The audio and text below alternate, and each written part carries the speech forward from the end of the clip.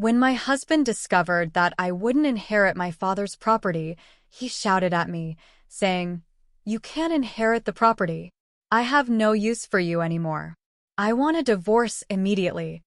Following that, I sought revenge on both my husband and my sister, who quickly remarried. My name is Juniper, and I'm a 30-year-old office worker. I've been married to Blaze for 3 years. We met through a relative's introduction, and shortly after, we tied the knot. My family was quite wealthy, and since my sister Marigold and I were the only children, our relatives were concerned about finding a suitable match for me. They introduced Blaze to us, believing he would make a good son-in-law. Although Blaze didn't officially become part of the family, he began living with us in my parents' house. My mother passed away a few years ago, leaving my father, my husband, and me living together in our family home. Despite seeming kind and treating my father well, Blaze's behavior raised some concerns. A relative who introduced him warned me about his obsession with money just before our marriage. Despite the warning, I didn't notice any signs of Blaze's money obsession initially. However, he did show some curiosity about my father's wealth, casually asking about our property when they would have a drink together. Since my father was open about our assets, I didn't pay much attention to it. Another thing that caught Blaze's interest was my sister. She's 6 years younger than me, vibrant, and socially active, unlike my reserved personality. Blaze was surprised by how different she was from me. His fascination with her, given her striking appearance compared to my plain looks, made me uneasy. Our relatives had introduced Blaze to me because they were concerned I wouldn't find a match due to my modest appearance and personality. They worried about the continuity of our family name. Back then, I didn't think much of it, assuming my beautiful sister would eventually marry.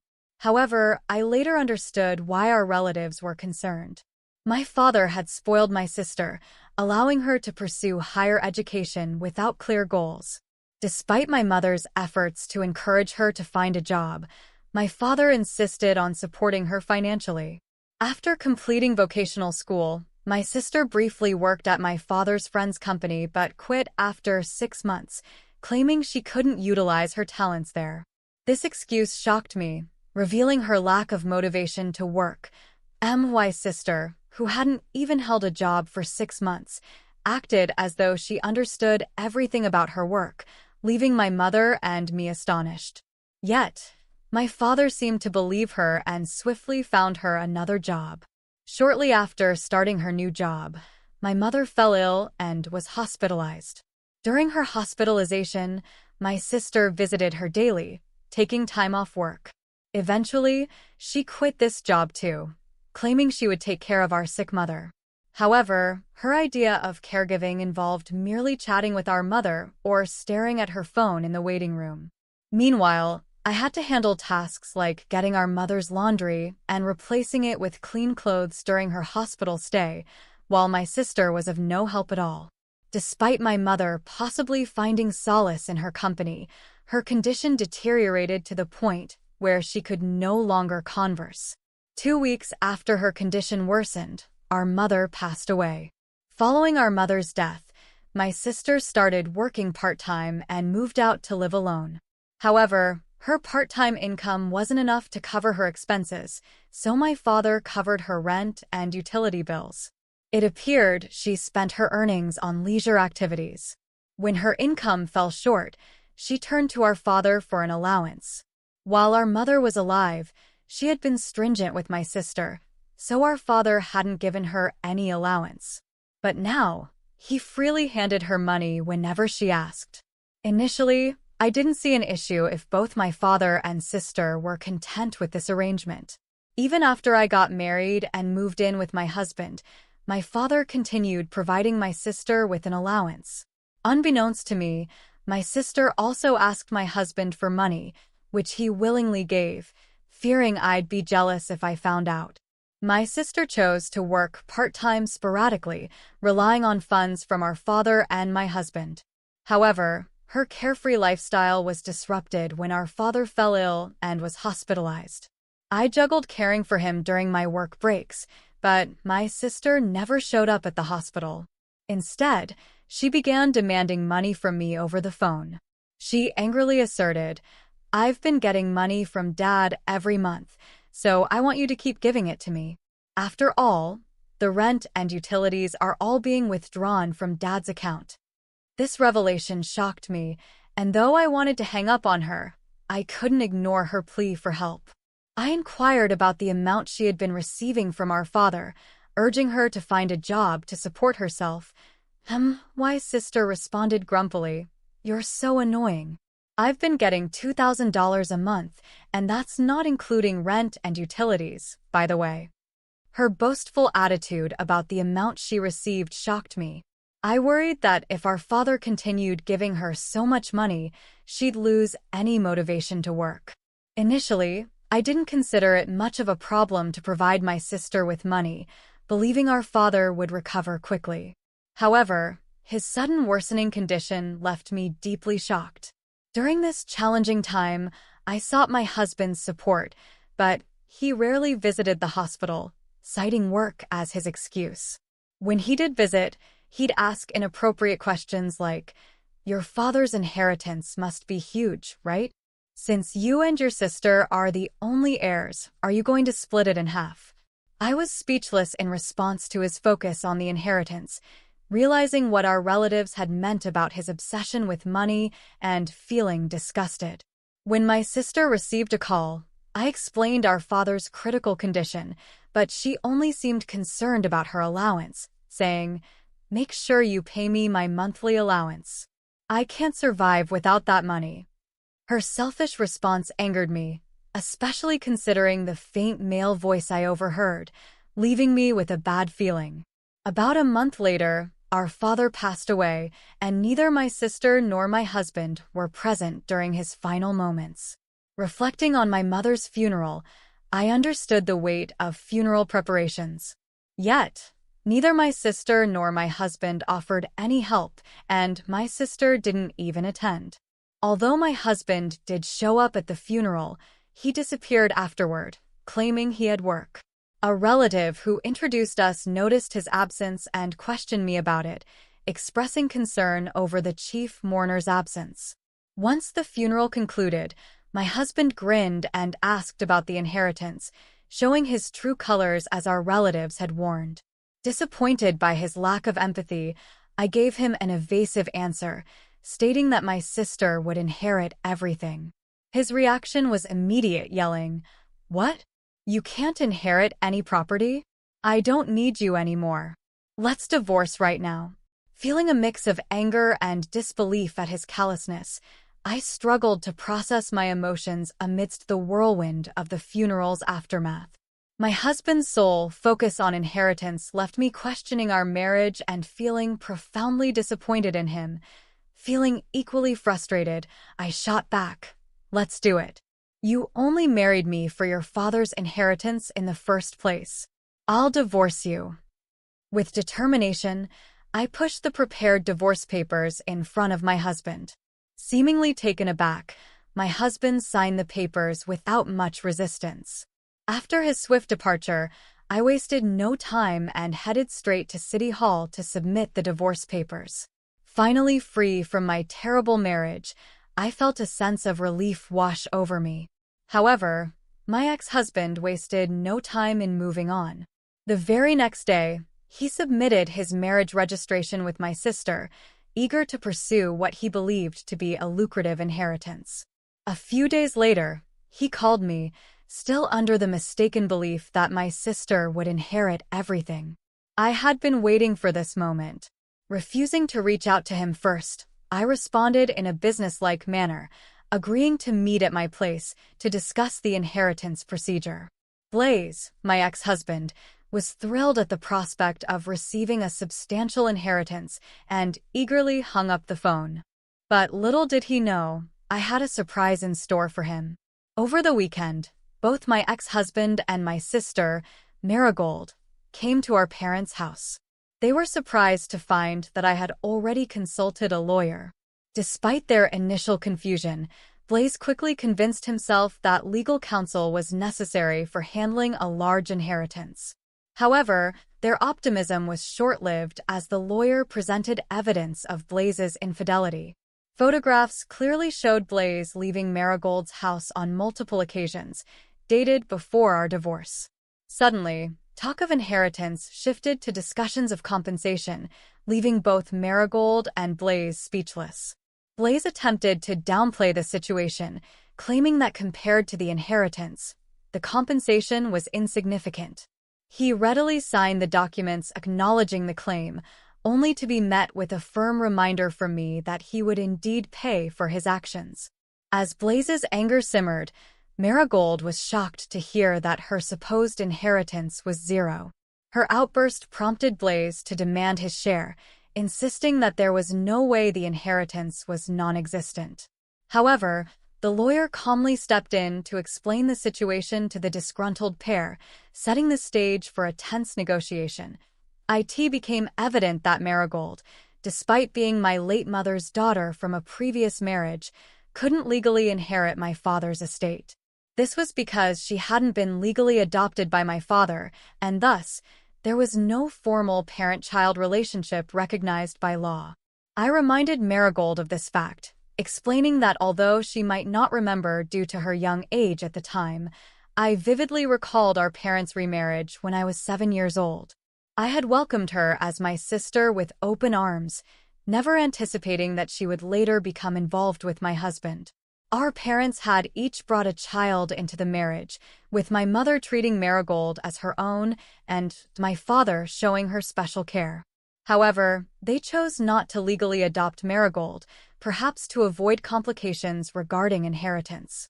Despite suspicions from relatives about my mother's motives for marrying my wealthy father, they refrained from formalizing the adoption, knowing that I was the sole legal heir to my father's estate. It became clear that my father had continued to financially support Marigold into adulthood because he couldn't pass on his inheritance to her. Although legally, I wasn't related to my mother due to the lack of adoption, it had never affected our familial bond in daily life.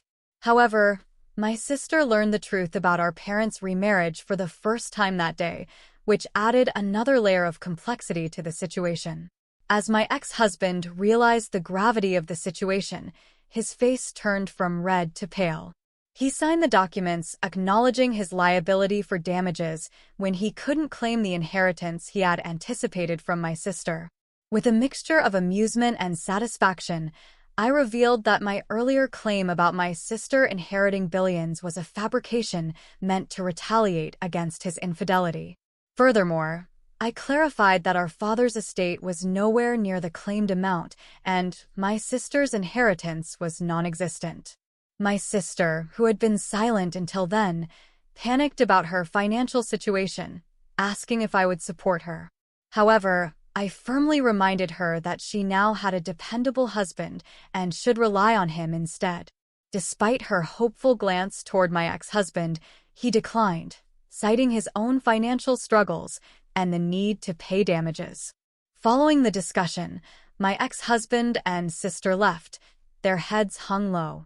Soon after, they divorced, with my ex-husband realizing that his interest in my sister had waned without the promised inheritance. He agreed to pay damages and monthly installments from his salary, as advised by the lawyer, ensuring I wouldn't suffer any losses.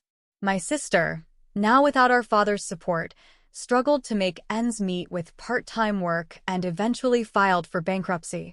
She disappeared, leaving behind debts and unanswered questions. Reflecting on my past experiences, I resolved to find a suitable partner for myself, determined to avoid repeating the mistakes of the past. After the tumultuous events with my ex-husband and sister, life took on a quieter rhythm.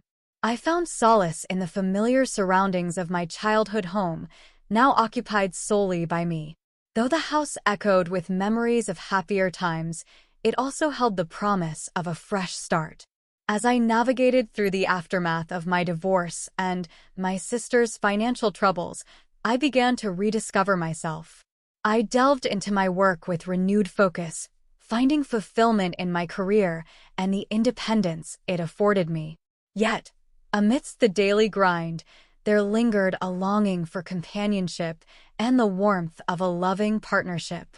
Despite my resolve to find a suitable marriage partner on my own terms, the prospect of dating again felt daunting.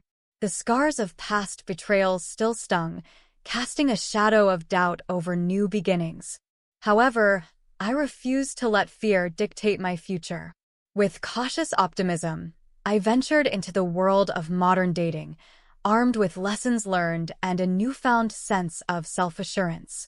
As days turned into weeks and weeks into months, I found myself gradually opening up to the possibility of love once more. Encounters with potential suitors brought a mix of excitement and apprehension, each interaction offering valuable insights into what I truly sought in a partner. Through laughter and shared experiences, I discovered the importance of authenticity and mutual respect in any relationship. Alongside my personal journey, life continued to unfold with its own set of challenges and triumphs. The passing of seasons marked the passage of time, while cherished memories mingled with newfound joys. Through it all, I remained steadfast in my pursuit of happiness, embracing both the highs and lows as integral parts of life's tapestry. As I reflect on the winding path that led me to where I am today, I am reminded of the resilience of the human spirit and the boundless capacity for growth and renewal. Though the road ahead may be uncertain, I face it with courage and conviction, knowing that with each step forward, I draw closer to finding true fulfillment and contentment in life's journey. In the tranquil solitude of my childhood home, I found sanctuary amidst the chaos that had unfolded in recent times. The familiar sights and sounds of the house provided a comforting embrace, offering a refuge from the storms that had swept through my life. As I settled into the rhythms of my new reality, I immersed myself in activities that brought me solace and joy. I spent leisurely afternoons tending to the garden, the earthy scent of soil mingling with the sweet fragrance of blossoms. Each flower that bloomed seemed to whisper tales of resilience and renewal, a silent reminder of the beauty that could emerge from even the darkest of times. In the quiet moments between dusk and dawn, I found solace in the pages of books, their words weaving intricate tapestries of imagination and wonder. Lost in worlds both familiar and fantastical, I embarked on journeys of self-discovery, each chapter revealing new depths of insight and understanding. Yet, amid the tranquility of my solitude, there lingered a yearning for connection, a longing for companionship that tugged at the strings of my heart. Though the wounds of past betrayals still lingered, I refused to let fear hold sway over my destiny. With each passing day, I summoned the courage to venture beyond the confines of my comfort zone, embracing the possibility of love once more. As I dipped my toes into the uncertain waters of modern romance, I discovered the transformative power of vulnerability, the raw beauty of baring one's soul to another. With each new encounter, I forged connections that transcended the superficial, delving into the depths of shared experiences and shared dreams. Through laughter and tears, I learned to cherish the moments of connection that bound us together, weaving a tapestry of shared memories and mutual understanding. Though the road ahead may be fraught with challenges and uncertainties, I walk it with head held high, knowing that with each step forward, I draw closer to the promise of a brighter tomorrow. In the quiet corners of my heart, hope blossomed like a flower in the spring, casting its radiant glow upon the path that lay ahead. Armed with courage and resilience, I embrace the journey that unfolds before me, confident in the knowledge that love awaits at the end of the road. And as the sun sets on one chapter of my life, I eagerly anticipate the dawn of a new beginning, a chapter filled with boundless possibilities and